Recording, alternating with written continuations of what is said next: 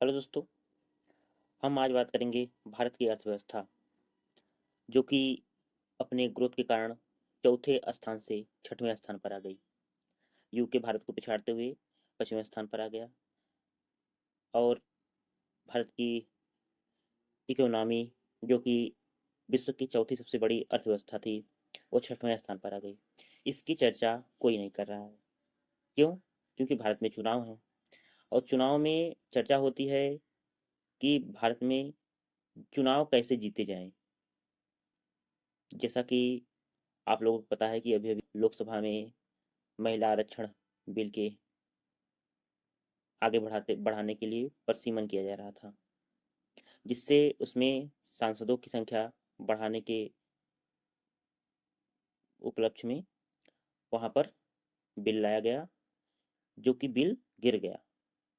और बिल गिरने का कारण था विपक्षी पार्टियों का समर्थन ना करना। जबकि हमारे देश के प्रधानमंत्री ने बहुत दम बांधकर अनुरोध किया था कि कृपया महिलाओं के साथ बुरा ना हो और यह बिल पास हो जाए। और जैसा कि विपक्ष ने किया, बिल पास नहीं हो, क्योंकि 2/3 बहुमत की आवश्यकता होती है और जो इस सरकार ने नहीं जुटा पाया। जो कि उनके अनुसार कि इन्होंने बोला कि महिलाओं के साथ यह गलत हुआ है। यहाँ पर विपक्षी पार्टी एकजुट होकर भी इस समर्थन को इस बिल को पास करवा सकती थी। लेकिन हमारा बात यह है कि आपके पास जो वर्तमान सीटें हैं, उन पर महिला आरक्षण क्यों नहीं लाया जा सकता? क्या यह आप अपने सांसद और विधायक को बचाना चाहते हैं कि जो पुरुष हैं उनको हम ना खो दें, अपने पुरुष एमएलए या एमपी को ना खो दें? इसके लिए ये 545 सीटों पर महिला आरक्षण नहीं लागू करना चाहते? आप भी तो राजनीति कर रहे हैं, तो विपक्षी पार्टी तो राजनीति करेगी, क्योंकि उसे भी तो सत्ता में आना है। सिर्फ आप ही सत्ता में रहेंगे और जनता की आवाज़ को दबाते रहेंगे, तो ये कैसे चलेगा? तो हम बात करते हैं कि वैसे तो भारत की जीडीपी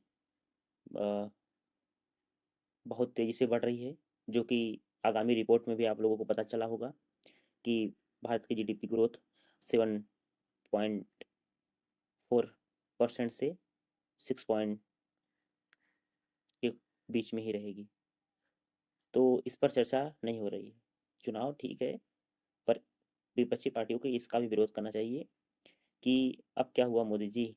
आप तीसरी सबसे बड़ी अर्थव्यवस्था बनने जा रहे थे, ये छठवीं कैसे बन गए?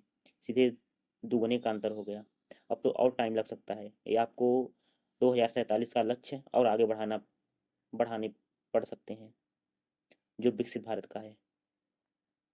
तो ठीक है, अपनी जगह ठीक है, पर ये भारत के रुपयों का 2026 में अवमूल्यन का कारण है और भारतीय रुपया डॉलर के सामने कमज़ोर होता चला जा रहा है, जो कि इस समय 1 डॉलर पे 95 रुपए हमें खर्च करने पड़ेंगे, जो कि भारत की अर्थव्यवस्था को और भी कमज़ोर करता चला जा रहा है।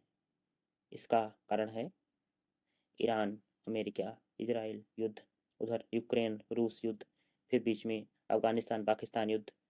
पूरे देश में युद्ध का, पूरे विश्व में युद्ध का माहौल ही तो चल रहा है, बस विश्व युद्ध नहीं हो रहा है।